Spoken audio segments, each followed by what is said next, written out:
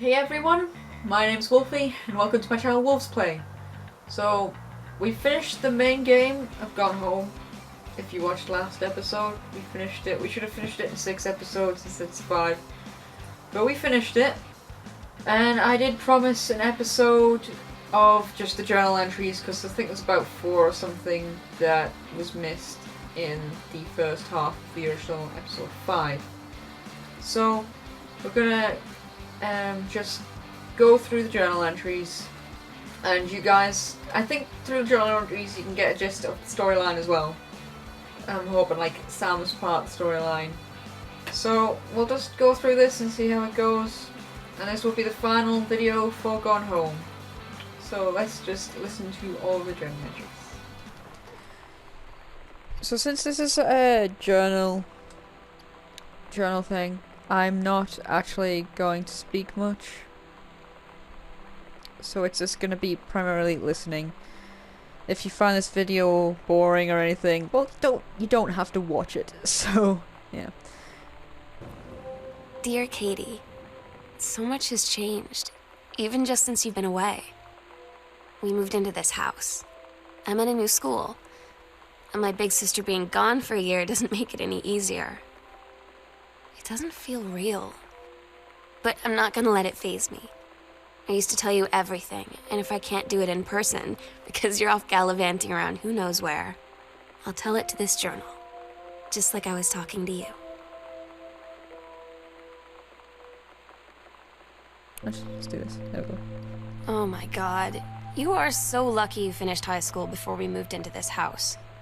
So, it's the first day of school. And there I am, introducing myself to the class. And I say that I just moved into the house on Arbor Hill. All of a sudden, every kid in the room turns and just stares like I suddenly transformed into a mutant. I just stood there, wishing pretty hard for a rewind button. Because now maybe nobody knows my name, but they all know who I am. The Psycho House girl. Great. You know that feeling where the first moment you see someone, it's like they have a big gold star around them, and you have to get to know them? Well, there's this girl. I think she's a senior. She's usually dressed kind of punk, but sometimes I see her in this, like, army uniform, and she's always drawing in this notebook, looking so intense. I had no idea how I would ever, have an excuse to talk to her. Till I noticed she and her friends hang out and play Street Fighter at the 7-Eleven every day after school. When you live in one place your whole life, your next door neighbor is kind of like your default friend. And Daniel only got weirder over the years. So moving away has been a good excuse to, not see him anymore. But he did always have the good Nintendo games. Maybe I'll give him a call. So you know what they say about the best laid plans of mice and men? Yeah, turns out it applies to Street Fighter too. At least I worked up the courage to walk into the 7-Eleven and ask for a turn, but all that practice at home did not exactly translate in the wild. So after I was finished getting my butt kicked, I followed them outside while they smoked. And that was when she asked me if I was that Psycho House girl. But then she said she's always really wanted to see the Psycho House. Her name is Lonnie. She's coming over tomorrow. It's weird hanging out with girls. Daniel was around ever since I was little, and other girls? I don't know. But being around Lonnie is instantly just right. I gave her the grand Psycho House tour, and took my revenge on Super Nintendo. And it was I don't know, I finally found someone I feel normal around. I drove her home and she gave me this tape and said, "You have got to listen to this." I haven't stopped playing it since. Lonnie brought her hair dye over today. She said, "I need to fix these roots. Think you could help?" Dyeing hair is weirdly intimate. I don't know if I've touched someone else's scalp before. That's pretty intimate, right? It felt intimate. We looked in the mirror together after, and I expected her to say something about how it looked crappy or good or whatever. But that's when she said, "You're so beautiful." And she was looking at me. Right in that moment, I wanted to say something, but I waited, and the moment was gone. Sometimes you just have to lie to Mom and Dad. Like when Lonnie asked me to see a band with her and stay over at her friend's place in the city after. That's a lie to Mom and Dad's situation. But it was so worth it. The girls on stage were just so loud and real and awesome. And everybody was moving together like one huge tide of sound. Between two songs, Lonnie leaned over and said, "How do you like your first show?"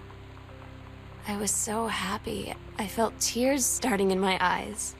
And then she up and hugged me. I think she could tell.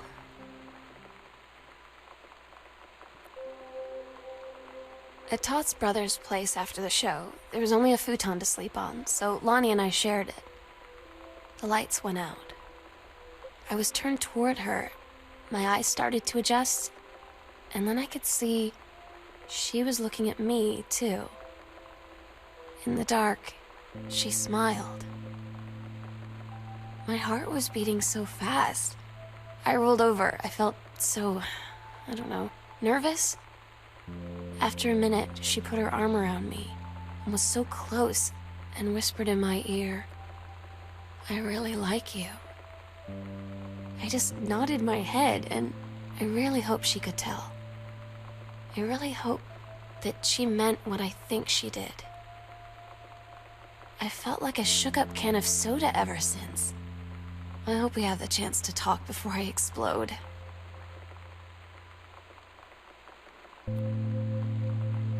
Lonnie came over today, but everything was different. She was sitting at my desk chair, and she wouldn't look at me. Finally, I asked her what was going on. She said she felt like she'd done something wrong that night in the city. Like I must think... But I said no, there was nothing wrong. I just wanted to say... But I couldn't find the words. It felt like I was gonna cry, but I wasn't sad. She got up and sat next to me on the bed. I looked at her. "Lonnie, do you think you could ever..." And that's when she kissed me.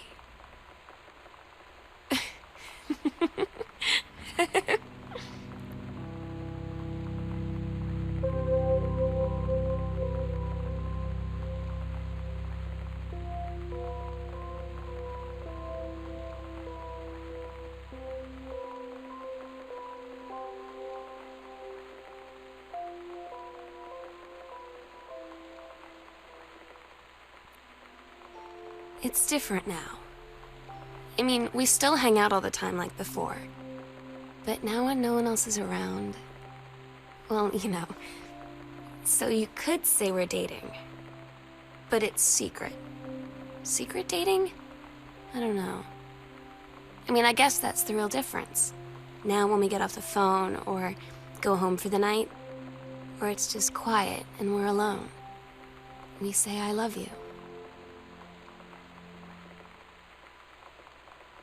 I'm so stupid sometimes.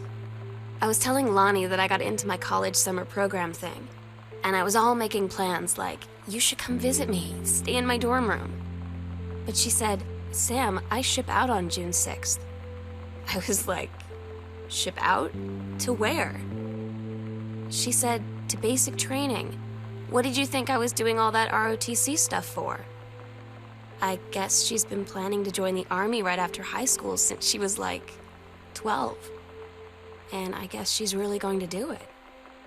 So I was like, after graduation, I'm just never going to see you again?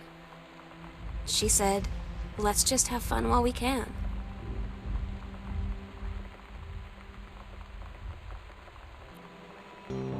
Todd's band lost their singer. Todd said he sucked. Lonnie said he got sick of Todd's shit, and he was complaining about needing a new singer. So Lonnie was like, I can sing. And they were all kind of like, you can? And she was like, probably. But she's been rehearsing with them for like a week now. And I finally got to see them play in Todd's basement today. And she's actually really amazing.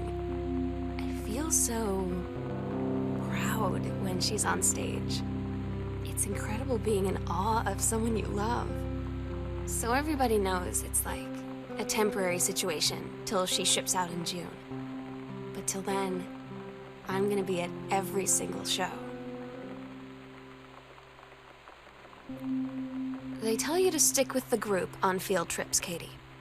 There's a reason for that. Lonnie and I snuck off on the side paths at Multnomah Falls and got a little lost. Okay, a lot lost. Like, for hours. Right before the bus left, we found a trail and came running down the path, soaked and covered in mud, shouting for the bus not to leave. The school called home. Mom and Dad said, you didn't get into trouble like this before you met that Lonnie girl. But I don't think they know about us. The kids at school, though, I'm really afraid that's a whole other story. Stick with the group, Katie. Stick with the group.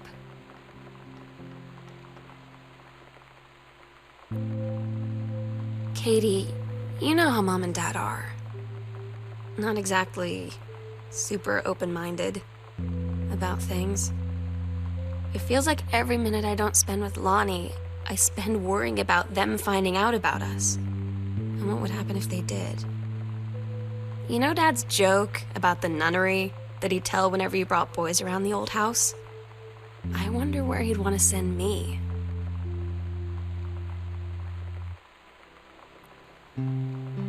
I don't get Lonnie sometimes. Like, her band, and our zine, and her hair, and everything are all anti-authority.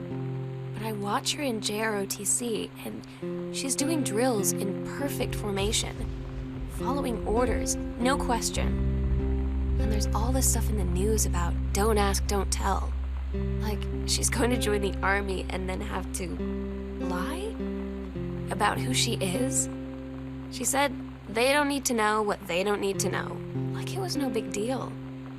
This from the girl who trashed her locker to, like, defend my honor. I've learned when to stop arguing, though. I don't think Lonnie even gets Lonnie sometimes.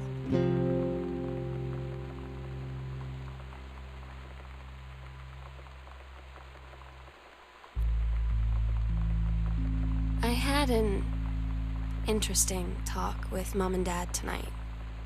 One you were never gonna need to have. I mean, you've known, right? I've known. I've known since, like, She-Ra. Mom and Dad didn't, I guess. But they saw the zine and the stuff on the locker, and they were like, is there something we should know about you and Lonnie? And so here's the thing. I was prepared for them to be mad, or disappointed, or start crying, or something. But they were just in denial. You're too young to know what you want. You and Lonnie are just good friends. You just haven't met the right boy. It's a phase. That's what I didn't see coming. That they wouldn't even respect me enough to believe me. Well, joke's on them, because they're in for one very long phase.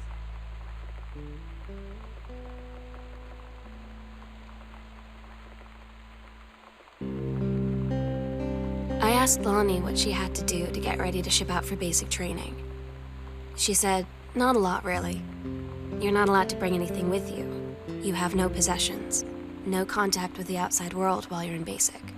You just train hard every day, and then you deploy from there. So, they'll just send her away. To who knows where. The other side of the country? The other side of the world? My mind, like, can't process it. She's really going to be gone. Just gone.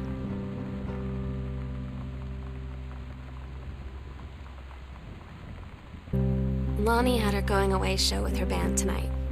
She's so incredible on stage.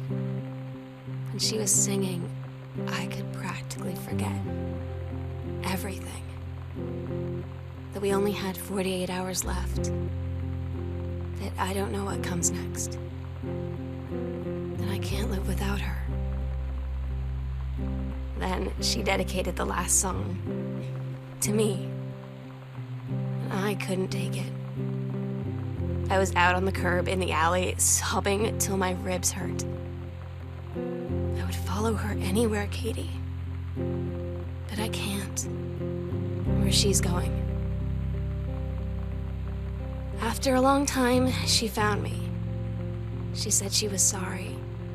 She said, I wish things could be different. I just wanted to make you happy. I said, I don't think you can anymore. We agreed our last night together would be our happiest ever, and we'd forget tomorrow was going to come at all. It worked for a while. We had a good time seeing Oscar off, then ran up to the attic to look through our photos, to find one for Lonnie to take with her.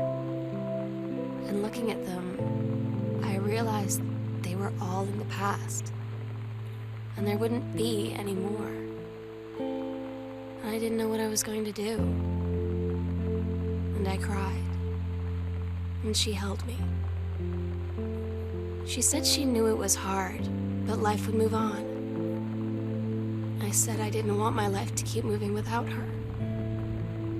That's when she cried too. I was so exhausted. I must have fallen asleep like that, in her arms. In the morning, I woke up, and I was finally alone.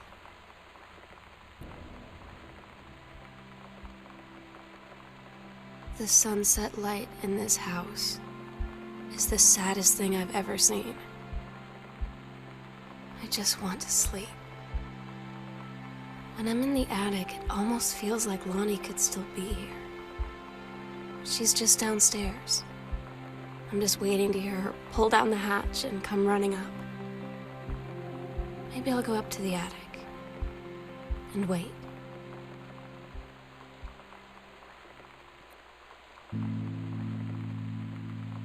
Oh my God. Katie, I fell asleep in the attic, in Lonnie in my old spot, and I missed the first 2 calls. I just barely caught the third one before the machine got it.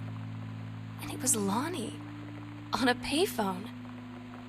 She'd been on the bus to Basic, and she said she couldn't think of anything but me and us, and that she couldn't go through with it, with the Army and being apart and all of it. And so she got off the bus in Salem. She said, Sam, I want you to pack up everything you can and get in your car and come find me. And let's just drive until we find somewhere for us. And she asked me if I could do that. And I said yes. Yes.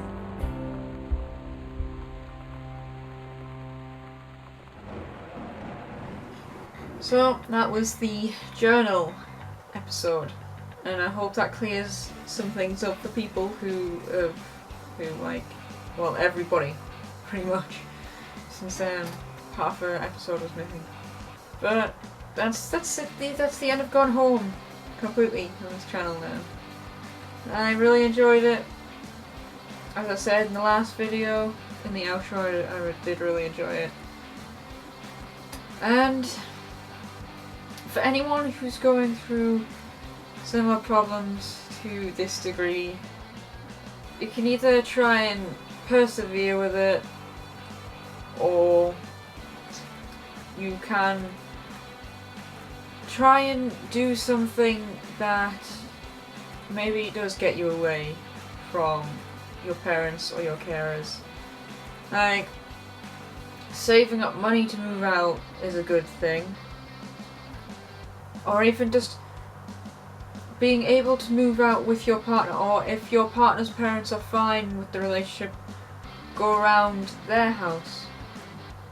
And I'm not saying like completely abandon your own carers, but if it's getting to a point where it's getting you down and mentally just shutting you down, then obviously you need to think of yourself, your own well-being, and you need to do something about it. And sometimes talking to your carers isn't going to do anything. A lot of the time it doesn't do anything, to be quite honest. Sometimes it does, but a lot of the time it actually doesn't. And I'm well aware of this, because they're from a completely different generation to ours. They're from a generation where this wasn't the norm, because there was just about as many people who wanted to be in same-sex couples, but they didn't come out because they would be ridiculed and attacked for it more than people are today. Today it's still bad, but it's being recognised and it's taming down.